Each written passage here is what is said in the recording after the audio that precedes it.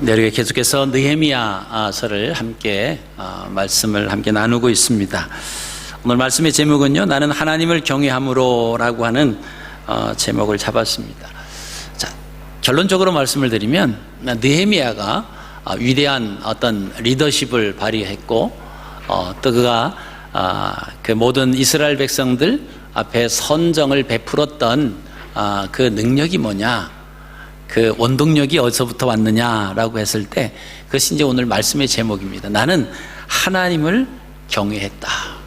하나님 때문에 내가 하나님을 경외함으로 이렇게 했다라고 하는 그 고백입니다. 우리가 하나님을 경외하는 것과 다른 사람의 고통을 아는 것은 분리될 수 없는 동전의 양면과도 같은 것입니다. 물론 두 가지가 똑같이 일치할 수는 없습니다만은 두 가지는 서로에게 있어서 가장 중요한 부분을 차지하고 있음에는 틀림이 없습니다. 좀 과장해서 말씀을 드리면 하나님을 경외하는 자는 다른 사람의 고통을 아는 사람이다 라고 하는 것입니다.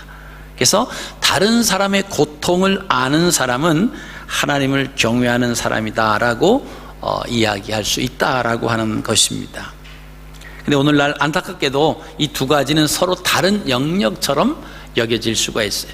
그래서 하나님을 경외하는 사람은 많은 것 같은데 진작 정말 이웃에 대해서 관심을 갖는, 고통을 갖고 있는데 거기서 관심을 갖는 사람은 많지 않다라고 하는 것입니다. 자, 이러한 점에서 오늘 느헤미야가 실천했던 그의 지도력은 우리에게 중대한 도전을 던져주고 있다라고 하는 것입니다. 그래서 하나님을 경외하는 자는 다른 사람의 고통을 아는 자요, 그 사람은 자신의 마땅한 권리나 기득권조차도 포기하면서 그죠? 세상을 다르게 살아가는 사람이라고 하는 것입니다. 그럼 느헤미야가 그 지금 이제 세상에서, 유다에서 총독으로 와서 보니까 또 하나님의 예루살렘 성벽을 재건하는 그런 상황에서 보니까 여러 가지 문제점이 사실 많이 일어나고 있습니다. 근데 그런 문제점이 일어나는데 기득권층에서 일어나는 거였어요. 사실은 이 부분은 사실 건들기가 쉽지 않은 것입니다. 유다의 총독으로 느헤미야가 오긴 왔지만은, 그러나 유다의 총독으로 와서 이제 그 모든 그 총독의 임무와 사명을 잘 감당하기 위해서는 그 지역의 기득권층하고 잘 좋은 관계를 사실은 이루어내야 되는데, 지금 이제 기득권층에서 잘못하고 있는 것을 지적을 하고 그 다음에 개선해야 된다라고 하고 어떤 것을 제안을 한다라고 하는 것은 사실은 그렇게 쉬운 것은 아닙니다. 자, 오늘 느헤미야의 권면한 내용을 좀 살펴보시면요, 첫 번째는 형제를 사랑하라, 그렇게 이야기를 합니다. 자, 그 이유는 뭐냐면 우리는 최선을 다해서 이방인들에게 팔려진 그런 우리 형제 유다 사람들을 도로 가서 포로로 가서 잡힌 거 거기서 다시 그 돈을 주고 이렇게 사왔는데, 지금 유다에 있는 기득권층들은 뭐합니까? 그들의 형제들을 지금 팔고 있느냐라고 하는 것입니다. 그래서 우리 형제 유다 사람, 당신들의 형제들 이러면서 가난한 자들이 지도층의 그제 형제이다라고 하는 것을 강조하고 있습니다. 지금 힘들어하고 어려운 사람들이 다른 사람이 아니라 우리 형제 유다 사람이다. 그리고 당신의 형제들입니다. 근데 그 형제들인 그 우리 유다 사람인 그 사람들을 여러분이 팔아먹고 우리는 팔린 사람을 가서 사왔는데 그러면 안 된다. 그래서 형제를 사랑하라, 그렇게 이야기하고 있습니다. 두 번째는요, 하나님을 경외하라, 그렇게 제안을 합니다. 여러분, 하나님을 경외한다라고 하는 것은 하나님이 지금 나의 모든 것을 보고 계시고 또 내가 하는 모든 말을 듣고 계시고 나의 행하는 모든 이런 그 삶의 모습을 다 알고 계신다라고 하는 것을 의식하는 것이, 그게 하나님을 경외하는 것. 우리가 거룩한 발걸음이라든가, 그죠? 또 거룩한 어떤 옷차림을 입었다고 해서 하나님을 경외하는 것이 아니라 하나님 우리의 모든 것을 지금 보고 듣고 알고 계십니다 라고 하는 것을 의식하는 거예요. 그것이 우리가 하나님 앞에 예배를 드리는 순간뿐만이 아니라 우리가 세상 속에 나가서 살 때에도 가정에서나 직장에서나 동일하다라고 하는 것입니다. 그것을 의식하며 살아간다라고 하면 그 사람은 하나님을 경외하는 사람이다라고 하는 것입니다. 그래서 그 하나님, 살아계신 하나님, 우리의 모든 것을 알고 계신 그 하나님을 좀 경외해야 된다. 만약에 그렇게 하지 아니하면 이방 사람들이 얼마나 우리가 믿는 하나님 또 우리들을 얼마나 비웃겠느냐라고 하는 것이죠. 자, 하나님의 영광을 위해서 우리가 성전을 짓고 성벽을 중수하는 그런 일들이 사실은 우리가 하나님을 경외하지 못하고 이방인들에게 비춰지는 그런 모습이다라고 하면 그것은 아무런 가치도 없고 대적들에게 공격할 수 있는 명분만을 쌓아주는 것이 된다, 그런 말씀을 하고 있습니다. 그래서 하나님께서 우리를 불러주신 목적은 하나님을 잘 섬김으로 1차적으로는 하나님께 영광을 돌리기 위한 것이지만 궁극적으로는 이방인들을 하나님께로 인도하기 위해서 우리를 먼저 불러주신 것이다 라고 하는 것이죠. 여러분, 오늘날도 마찬가지입니다. 우리가 하나님께서 우리를 불러주셔서 하나님의 자녀로 삼으신 것은 첫째는 1차적으로 하나님을 잘 믿어야 돼요. 그리고 하나님께 영광을 돌리는 것입니다만은, 그러나 거기에서 멈춰서는 것이 아닙니다. 그 다음에는 하나님을 모르는 사람들, 믿지 않는 사람들을 하나님께로 인도하기 위해서 저와 여러분들을 그들보다 앞서서 우리를 불러주셨다라고 하는 거예요. 근데 이스라엘 백성들은요, 선택받은 백성으로서 특권만 누리려고 했지 하나님의 백성의 그 진면목을 제대로 보여주고 있지 못한 것을 지금 느헤미야는 제안을 하고 있는 것입니다. 여러분, 오늘날도 마찬가지죠. 영적인 이스라엘을 할 수 있는 오늘날 크리스찬도 마찬가지입니다. 우리가 하나님의 영광을 위해서, 그리고 믿지 않는 사람들에게 그들을 하나님께로 인도하기 위해서 우리를 불러주셨다라고 하는 것입니다. 자, 이런 모습 속에서 느헤미야가 이제 지난 시간에 보면 어떤 해결책을 제시를 합니다. 먼저는 이제 느헤미야가 귀족들과 관리들을 꾸짖습니다. 꾸짖는 가장 큰 이유는 뭐죠? 백성들에게 돈을 구워주고 이자를 받았다라고 하는 것보다는 더 그 이유가 있습니다. 그것은 형편이 어려운 가운데 있는 그 형제들에게 이자를 받았다라고 하는. 원래 같은 형제들에게, 이스라엘 그 형제들에게 돈을 꿔주면서 이자를 받으면 안 돼요. 근데 그 이자를 받았다라고 하는 것보다도 정말 어려운 상황에 있는데 그 고리, 그 이자를 받았다, 그것을 이야기하고 있습니다. 그래서 담보로 잡혀있는 부동산, 즉 밭과 포도원과 감람원과 집을 당장 돌려줘라, 담보로 잡은 것을 다 돌려줘라고 이야기합니다. 그리고 돈과 곡식과 새 포도주와 올리브 기름을 구워주고서 받은 그 비싼 이자도 받았던 그 이자를 돌려줘라, 그렇게 말합니다. 그동안 부자들이 100분지 1, 한 달에 1%예요. 1년이면 12%입니다. 12%의 사실 높은 그 이자를 받은 것, 그 이자를 돌려줘라. 자, 그렇게 되면 뭐죠? 그들이 담보 잡았던 것을 돌려주고, 그러면 이제 그것을 기반으로 이제 이스라엘 백성이 다시 일할 수 있는 거예요. 다시 거기서 생활할 수 있습니다. 그리고 그들에게 빌려준 돈과 곡식과 새 포도주와 올리브, 거기에 대한 이자를 받았던 것을, 이자는 돌려줘라. 그럼 이제 원금 상환은 하게 되는 거예요. 그런 것을 빌려준 사람도 원금을 그대로 받을 수 있고요. 또 그것을 빌린 사람은 가난하기 때문에, 힘들기 때문에, 빌렸기 때문에 다시 그 저당 잡힌 것을 다시 돌려받아서 그것을 가지고 다시 일어날 수 있게 하는, 그래서 서로 윈윈할 수 있는 그 방법을 제안을 했습니다. 그랬더니 이 지도자들이 그렇게 하겠다고 고백을 해요. 우리가 그렇게 하겠다. 어떤 자기들에게 얻어지는 이익을 생각한다라고 하면 그것은 이익이 아니면 손해죠. 그런데 느헤미야의 그 제안에 그렇게 하겠습니다, 그렇게 말한 것은 그 지도자들이 하나님 말씀을 기억했다라고 하는 거예요. 하나님께서 하지 말라고 하신 것에 대해서 우리가 눈앞이 어두워서 우리 이득만을 위해서 이것을 했으니까 느헤미야 말처럼 그렇게 하겠습니다. 자, 근데 느헤미야가 그렇게 말한 것 가지고는 좀 마음이 들러 있는 것 같아요. 말은 그렇게 했지만 이제 상황이 바뀌면 또 어떻게 할지 모르잖아요. 그래서 너희가 맹세를 해라. 그리고 맹세를 하고 지난주에 우리가 하셨던 13절 말씀에 이 말대로 행치 아니하는 자는 하나님이 또한 이와 같이 그 집과 산업에서 떨치시리라. 아주 그냥 선포까지 해버립니다. 자, 이렇게 이런 제안이 그들에게 먹혀졌던 이유가 뭘까? 오늘은 그 이유를 한번 생각을 해 보시는 겁니다. 오늘 이러한 느헤미야의 제안이 먹혀든 이유가 무엇인가를 우리가 살펴보는 것이 오늘 우리가 은혜를 받는 내용이 됩니다. 자, 말만 그럴듯하게 하고 자기는 그런 삶을 살지 않으면서도 다른 사람에게 그렇게 살으라고 하면 그것은 그저 힘 있는 영향력을 끼칠 수 있는 것은 아닙니다.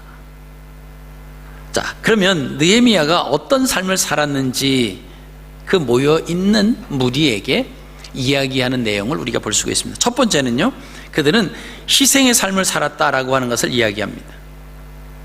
자, 느헤미야가 12년 동안 총독으로 있었다라고 하는 거예요. 주전 444년부터 432년까지 1차적인 총독으로 있었어요. 그러면서 총독으로부터 관행적으로 해오던 그런 권리들을 나는 행사하지 않았다, 그 얘기를 합니다. 여러분, 총독이라고 하는 것은요, 부와 또 진급의 자리가 바로 총독의 자리입니다. 이 총독의 권한이 있어요. 그리고 의무 이외에 총독에 주어진 특권이 있습니다.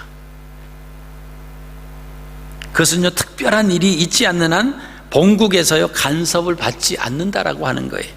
그냥 어느 지역에 그 나라 본국이 지배한 그 나라의 총독으로 파견이 되면 특별한 상황이 아니면 본국에서 터치하지 않는 거예요. 그럼 본국으로부터 좋은 그런 관계를 유지하려면 그 지배된 그 지역에 총독으로 나가 있는 그 지역에서 세금을 잘 걷어들여야 돼요. 그래서 본국이 원하는 대로 세금만 잘 갖다가 이렇게 상납을 하면 큰 하자가 없습니다. 그럼 이 총독의 월급, 오늘날 말하면 그 녹이 어디서 나오냐? 본국에서 나오지 않습니다. 그 나라의 총독과 그 총독과 함께 일하는 관리들이 있겠죠. 그 사람들의 그 녹은요, 본국에서 나오지 않습니다. 그냥 지금 있는 그 총독을 맡고 있는 그 지역에서 세금을 걷어서 본국에 내면 되고요. 나머지는 너희가 알아서 해라. 그러니까 그 막강한 특권이 있어요. 그래서 총독이 되면은 어마어마한 부를 축적할 수 있는 기회입니다. 그리고 그 총독이 잘 문제없이 그것을 하면 진급할 수 있는 아주 좋은 그런 케이스가 바로 총독의 위치입니다. 그래서 총독으로 나가면 부자가 되고요, 진급할 기회도 있는데 그 대표적인 예가 로마의 시저를 들을 수가 있습니다. 이 시저는요, 총독으로 나가기 전에 빚이 많이 졌던 사람이에요. 근데 총독의 재임 기간이 끝나고 나서 그런 빚을 다 갚습니다. 오히려 큰 부자가 돼버려요. 그는 아주 총독의 자리를 아주 훌륭하게 소화한 한 사람입니다. 그 시저가 황제가 되는 그 과정에서 그 부가 막 뒷받침하고, 그러니까 이제 총독으로 있을 동안에 어마어마한 부를 나가기 전에는 빚쟁이였는데 총독으로 되면서 그 부를 축적을 했어요. 빚도 나가고 부를 축적했다. 여러분, 그것이 어디서 났겠습니까? 자기가 가 있는 총독으로 맡고 있는 그 관할 지역 내에서 그죠, 세금은 걷어서 그 황제에다 바치고, 그리고 나머지 그 자기가 걷어서 착복하는 거예요. 자기의 종자들, 자기를 따르는 그런 모든 그 관리들도 똑같습니다. 그런 영향이었는데 오늘 느헤미야는 그 말을 하는 겁니다. 총독으로 당연히 요구할 수 있는 봉급을 요구하지 않았다, 그렇게 말합니다. 내가 총독의 욕을 요구하지 아니하였다. 18절에 그렇게 나옵니다. 그것은 이 백성의 부역이 중했다. 자, 바사 왕국에서 얻은 재산과 유다에 있던 자기 모든 개인적인 재산으로 그는 살았다라고 하는 것을 지금 유다 지도자들에게 이야기하고 있습니다. 그러면서 15절 말씀 보면요, 그는 그저 그 백성들을 착취하고 압제하지 않았다라고 하는 것을 또 이야기합니다. 나보다 먼저 있었던 총독들은 백성에게서 양식과 포도주와 또 은 40세겔을 그들에게서 빼앗았고, 또한 그들의 종자들도 백성을 압제하였으나 나는 하나님을 경외함으로 이같이 행하지 아니했다. 여러분, 돈 앞에 돈을 싫어하는 사람이 있겠습니까? 그런데 느헤미야는 그러지 아니했다라고 하는 것. 당연히 그 지역에서 받아야 할 이 총독의 월급도 거절했습니다. 그 이유는 뭐죠? 여기 있는 이 백성들이 행하는, 그죠? 그 동원돼 가지고, 그죠? 예루살렘 성벽을 재건하고 그전엔 성전을 재건했고, 이 부역이 너무나 중한 거예요. 거기서 또 총독과 함께 있는 사람들 다 그 돈을 걷어들인다라고 하면 너무 힘들 거예요. 그래서 그 하지 않았다라고 하는 것입니다. 그리고 자기와 함께 자기를 추종했던, 함께 일했던 그 종자들, 그 자기를 따랐던 그 사람들도 똑같이 압제하지 아니했다. 그 이유가 뭡니까? 18절에 나는 하나님을 경외했기 때문에 그렇다고 15절에 말씀하고 있습니다.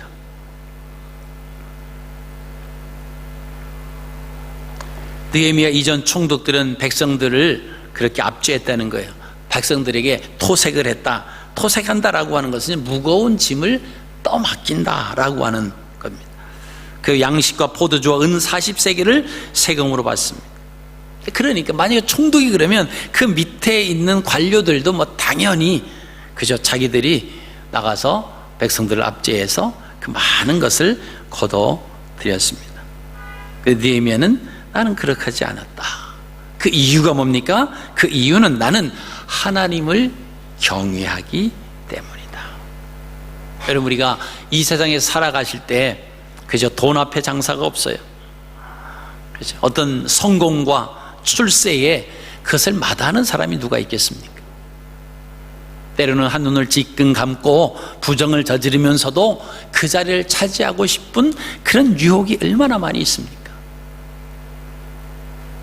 그래서 어떤 연예인이 그런 책을 썼어요. 제목이 뭐냐면 내가 조금만 비겁해지면 큰 부자가 될 수 있다.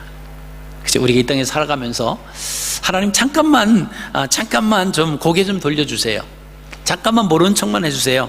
여러분, 그럴 때가 많이 있잖아요. 그러면 우리가 정말 엄청난 지금의 어떤 상황보다 많은 것을 누리고 또 많은 것을 소유할 수 있는 그런 유혹이 있습니다. 여러분, 느헤미야라고 왜 많은 부를 축적하기 싫어하는 사람이었겠습니까? 아니죠. 그런데 느헤미야는 나는 하나님을 경외함으로 내 앞에 있었던 총독들과 같이 행하지 아니했다라고 하는 거예요. 받을 수 있는 상황이 되었는데도 안 받은 것이 아니에요. 그 지금 유다의 상황을 보니까 너무 그 부역이나 이런 것이 너무나 고된 거예요. 그리고 먹고 살기가 너무나 힘든 겁니다.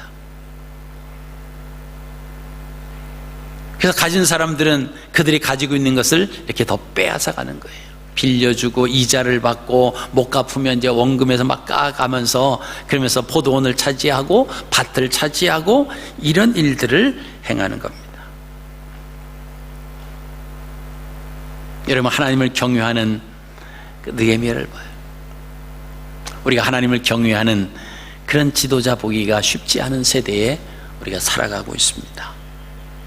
자, 세 번째는요, 그 성역사를 힘을 다하였고 자기의 추종자들, 자기의 종들도 그 일을 시켰다. 16절입니다. 도리어 이 성벽 공사가 힘을 다하며 땅을 사지 아니하였고 내 모든 종자들도 모여서 일을 했다.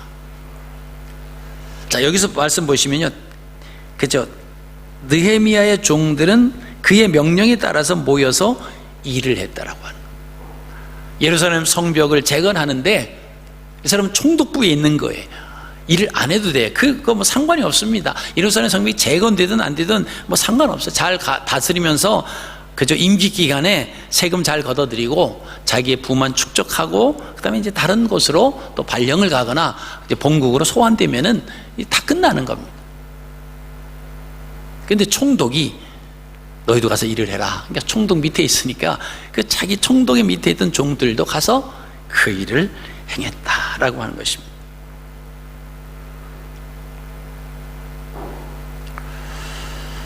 여기 말씀 보면요, 땅을 사지 아니했다 그 말입니다. 그래서 많은 땅을 샀겠죠. 여기서 땅을 산다라고 하는 것은 땅을 돈 주고 산다라고 하는 의미보다는 이제 저당 잡힌 거예요. 저당 잡고 그러면 이제 그것을 갚지 못하면 그냥 그 자기 땅으로 이렇게 하는 이제 그런 모습들을 얘기해요. 그러니까 누구에게 이렇게 뭐 저당을 잡고 그것 때문에 그 이자를 못 갚는 것으로 인해서 그 땅을 차지하거나 그러지 아니했다라고 하는 것입니다. 느헤미야와 느헤미야 종들, 지금 총독부에 있는 그 사람들이 어떻게 살았는가를 지금 유다의 지도자들에게 이야기하는 겁니다. 그게 자기 제안이 나는 배만 부르고 너희들은 그 일을 하고 왜 하느냐 그 지적한 것이 아니라 나의 입장에서도 얼마든지 당연히 요구할 수도 있고 당연히 내가 차지할 수도 있지만 그러지 아니했더라고요. 그리고 오히려 그런 10절 말씀을 보시면요, 자신의 부담으로 해서 매일 음식을 차려 사람들을 대접을 했다 그렇게 고백합니다. 유다 사람들과 민장들 150명과 그 외 이방인 중에서 그들과 함께 식탁에서 그들을 섬겼다라고 하는 거예요. 여러분, 느헤미야가 이렇게 희생을 했던 그 동기가 무엇입니까? 그는 하나님을 경외했기 때문이라고 15절에 말씀하고 있습니다. 나는 하나님을 경외함으로 이같이 내 앞에 있었던 그런 총독들처럼 행하지 아니했다. 자기 어떤 잘난 것을 자랑하는 것이 아닙니다. 지금 유다 땅에 지금 만연해 있는 지도자들의 횡포, 그래서 같은 유다 형제요, 그들의 형제인 가난한 사람들이 지금 겨우 먹고 살기 위해서 뭐 포도원도 저당 잡히고 뭐 여러 가지 저당 잡히고 돈을 빌려오고 살아가는데 갚을 길이 없어요. 그래서 자녀들도 그저 팔려가고 뭐 이런 땅 모든 재산이 팔려가고 그다음에 사람까지 자녀들까지도 잡혀야 되는 그런 상황에 놓여져 있을 때 느헤미야가 이야기를 하고 있는 것입니다. 하나님을 경외하기 때문에, 그리고 동족을 사랑하기 때문에, 자, 그렇게 한 것은요, 하나님 앞에 자기가 있다라고 하는 것을 느헤미야가 고백하는 거예요. 오늘 마지막 절 말씀을 보시면요, 그 말씀이 있습니다. 내 하나님이여, 내가 이 백성을 위하여 행한 모든 일을 기억하사 내게 은혜를 베풀어 주옵소서. 그렇게 고백합니다. 느헤미야는 이 모든 일을 행하는데 하나님 앞에서 행하는 거예요. 내가 행한 이 모든 것 하나님이 다 보고 듣고 알고 계시다라고 하는 것을 의식했다라고 하는 것입니다. 여러분, 우리는 하나님보다, 그죠? 하나님 보이지 않지요, 눈에 보이지 않지만 하나님 보이지 않고 눈에 보이는 것을 더 우리가 의지하고 따라갈 때가 참 많이 있습니다. 우리가 손을 뻗쳐서 부여잡을 수 있는 것들이 많아요. 그것이 돈일 수 있고요, 그것이 명예일 수 있고 권력일 수 있고 자식일 수 있습니다. 여러분, 그런 부분이 하나님보다 더 커 보인다라고 하면 우리는 거기에 끌려다닐 수밖에 없다라고 하는 것입니다. 여러분, 히브리서 11장 6절 말씀은 뭐라고 기록하고 있습니까? 믿음이 없이는 하나님을 기쁘시게 못하나니 하나님께 나아가는 자는 반드시 그가 계신 것과 또한 그가 자기를 찾는 자들에게 상 주시는 이심을 믿어야 할지니라. 그죠? 하나님은요, 반드시 계세요. 반드시 그분은 계십니다. 그리고 하나님을 찾는 자들에게 하나님은 상 주신다는 거예요. 하나님을 가까이 하는 자에게 하나님은 사랑과 은혜를 베풀어 주시는 분이다라고 하는 것입니다. 여러분, 우리의 삶 가운데 그저 우리가 보이는 것 때문에 하나님을 등지고 살아갈 때가 있을 수 있습니다. 왜요? 눈에 보이는 게 먼저 보여졌기 때문에. 그러나 하나님은 비록 우리 눈에는 보이지 않지만, 그러나 성경을 통해서 하나님이 어떤 분이시라고 하는 것을 분명하게 우리에게 말씀해 주고 계십니다. 당장 내 앞에 얻어지는 이득은 아닐지라도, 그러나 그 하나님을 믿고 하나님을 따라가는 오늘 느헤미야의 모습을 한번 보십시오. 그는요, 용기 있는 지도자였습니다. 그죠? 기득권층과 그렇게 대립되면서 그런 이야기를 굳이 할 필요가 없어요. 적당히 눈치 봐가면서. 그것은요, 용기 없는 자죠. 여러분, 이런 상황을 우리가 세상에 살면서 많이 경험하지 않습니까? 어떤 그룹이 있는데 그 그룹에서 교회에 대해서, 하나님에 대해서, 예수님에 대해서 아주 부정적으로 얘기해요. 근데 그 그룹이 상당한 어떤 영향력을 끼치는 그룹이에요. 분명히 아닌데 우리는 갈등할 수 있어요. 하나님은 그런 하나님이 아니라고, 예수님은 그런 분이 아니라고, 기독교는 그런 것이 아니라 여러분이 잘못 알고 있다고, 그렇게 하면 안 된다고 말하고 싶은 마음이 있는데, 그렇게 말하면 이 세력으로부터 나에게 오는 영향력은 플러스인가 마이너스인가? 마이너스다라고 했을 때 거릴 수 있어요. 느헤미야도 마찬가지였습니다. 유다 총독으로 있는 동안 그 기득권 세력과 부딪힌다라고 하는 것은, 이것은 자기에게 플러스 될 요인은 하나도 없습니다. 마이너스 요인이죠. 그런데 그는 그 일을 행했습니다.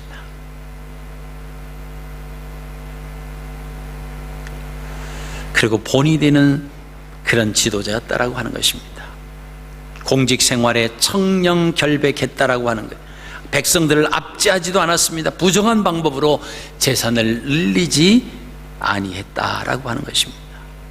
여러분, 이런 모습은요, 느헤미야의 이 모습은 오히려 총독으로서 어떤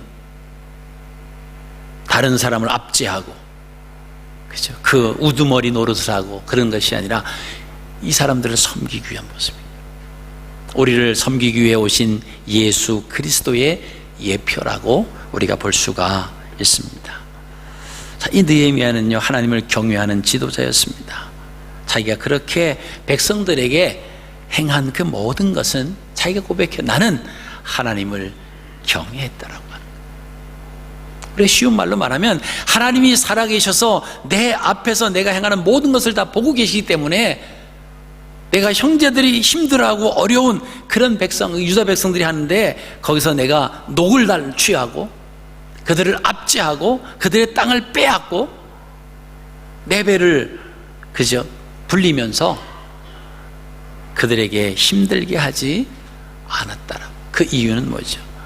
인간적인 모습에서는 얼마든지 그럴 수 있지만 자기가 하나님을 경외했기 때문에 그렇게 행하지 아니했다, 그렇게 말합니다.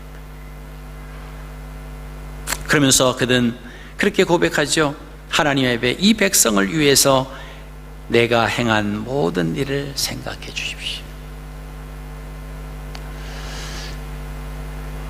여러분, 히스기야가 이사야로부터 이제 죽을 선고를 받고 났을 때 그가 벽을 향해서 하나님 앞에 기도했죠. 하나님, 제가 지금까지 살아온 그 삶의 모습을 하나님 생각해 달라고, 기억해 달라고. 여러분, 오늘 느헤미야도 그 동일한 기도를 하는 거예요. 하나님, 제가 이 백성을 위한 그것이 누구에게 드러내기 위한, 나타내기 위한, 나를 뽐내기 위한 것이 아니라 정말 이 백성을 위했던 그 마음을 하나님 생각해 주십시오. 그리고 내게 은혜를 베풀어 주십시오. 그렇죠? 그 가운데서 거둬들이는 것보다 하나님께서 내게 주시면 그것에 비교될 수도 없는 더 엄청난 것을 하나님은 가지고 계시고 능력이 있으신 그 하나님을 의지했다라고 하는 것을 우리가 보시게 됩니다.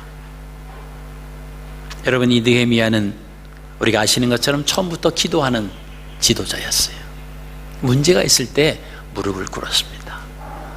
극박한 상황이 막 있어도 먼저 하나님을 기억했고 하나님 앞에 여쭈었다고 했습니다. 그래서 모든 것이 준비되어 있고 어떤 불의와도 타협하지 않는, 그리고 오히려 자기가 가지고 있는 그 물질을 다 써가면서 그 일을 감당을 했던 느헤미야의 모습을 우리가 보시게 됩니다.